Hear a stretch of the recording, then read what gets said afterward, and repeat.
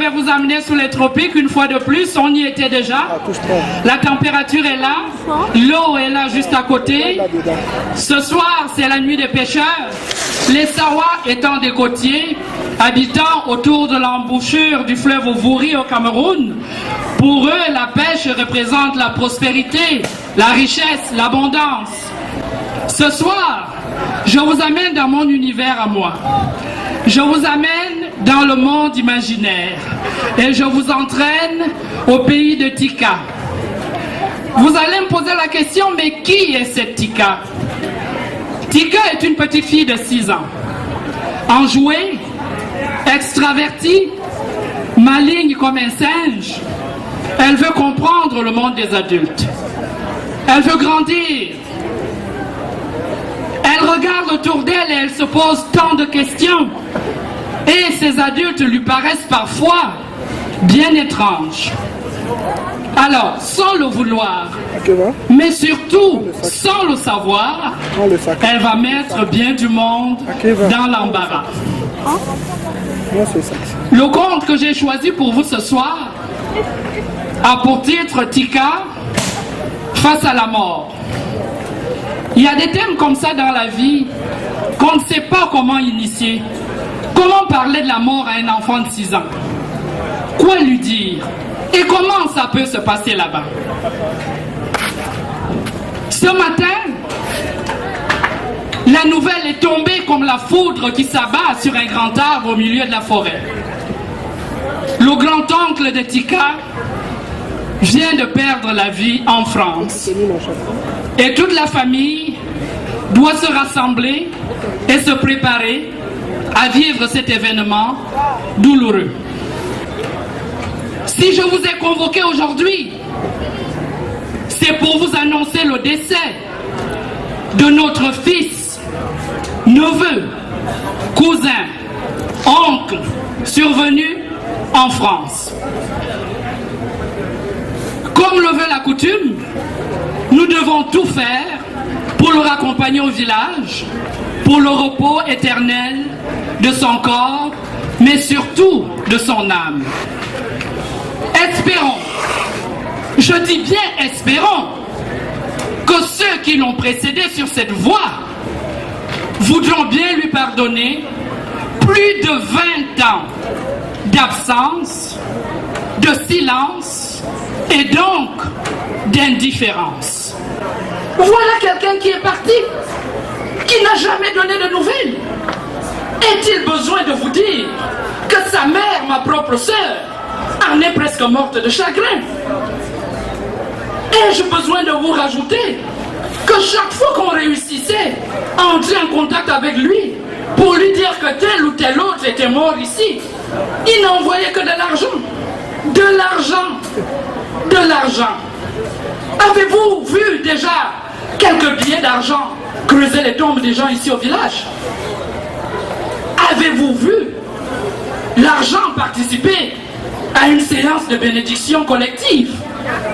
Avez-vous vu l'argent rendre hommage à nos ancêtres, comme c'est la coutume ici?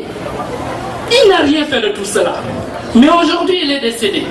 Et nous devons aller l'accueillir pour l'enterrer. Tout le village se prépara donc à ramener au pays natal la dépouille du soldat presque inconnu. Tika, intrigué par la quantité de nourriture qu'il y avait dans le plat de la dame, interpella son grand-père.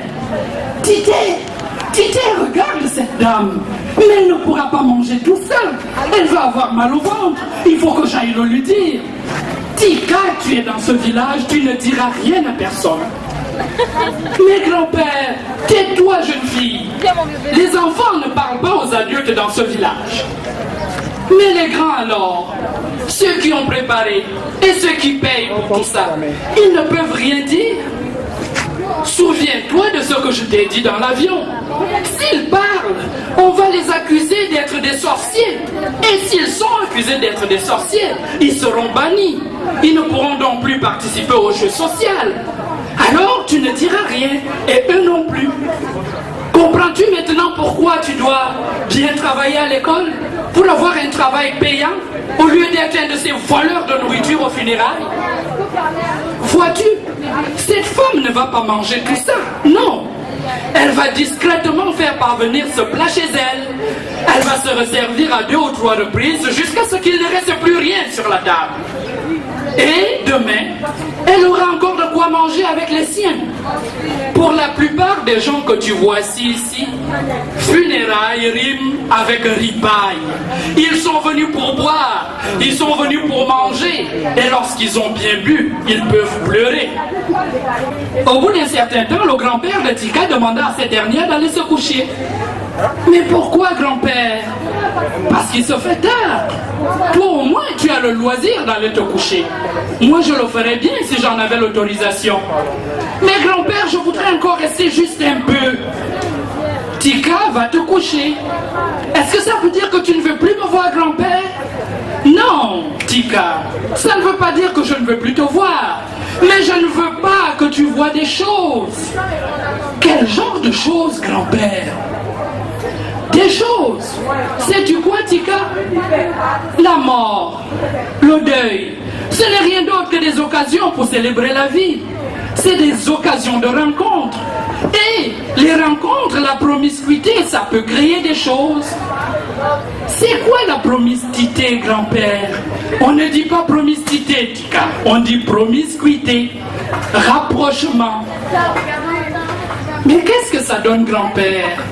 Ça donne qu'après avoir mangé, comme tu as vu, et après avoir bu, certains hommes et certaines femmes se retrouvent dans les fourrés. Par hasard, par accident.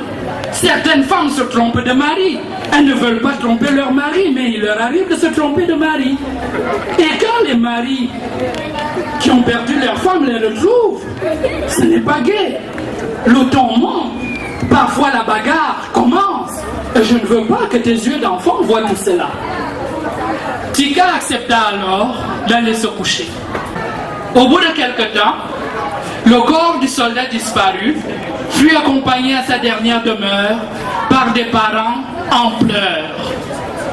Tandis que tout le monde était regroupé autour de la tombe, Tika échappa à la vigilance des adultes. Et elle alla comme ça errer dans le cimetière. Et tout d'un coup, puisqu'elle venait d'apprendre à lire, elle décida de lire les épitaphes sur les tombes. À notre regretté, à notre très cher, tu nous laisses dans la douleur, nous ne t'oublierons jamais. Et chaque fois qu'elle découvrait quelque chose, évidemment, elle courait en parler à son grand-père. Elle se dit, waouh! Mais ils sont gentils, les gens du village de maman. Mais je comprends pourquoi elle est gentille elle-même. Tous ceux qui sont enterrés ici sont tellement gentils. Viens voir, grand-père. Tout le monde est gentil ici. Tous les gens du village de maman sont gentils, je le savais. Comment tu le sais, Tika? Viens voir, c'est écrit ici. À notre regretté, à notre très cher, tu nous laisses dans la douleur. Ils sont gentils, hein, grand-père? Mais dis-moi, au fait, il est où le cimetière des méchants? Ah, Tika. Tika, Tika, Tika. Tu viens de faire connaissance une fois de plus avec l'hypocrisie des humains, l'hypocrisie des adultes. Il n'y a pas de cimetière de bons et de cimetière de méchants. On les enterre tous au même endroit. Mais alors, pourquoi ils écrivent des choses qu'ils ne pensent pas? Ce n'est pas tout à fait ce que j'ai dit. Certains étaient bons et on l'a marqué sur leur tombe. D'autres ne l'étaient pas, mais on l'a marqué pareil. Regarde ton grand cousin. Nous avons tellement de choses à lui reprocher. Mais quand il est arrivé ici, son cercueil était déjà scellé. Sa pierre tombale aussi. Ce sont les Français qui l'ont envoyé. Et lui aussi demain, si tu viens lire ici, il sera un regretté, un très cher. Et voilà. Et Tika de se dire, waouh, grand-père, ça doit être difficile et compliqué d'être adulte, hein? Et son grand-père de lui répondre, tu ne penses pas si bien dire, mon enfant.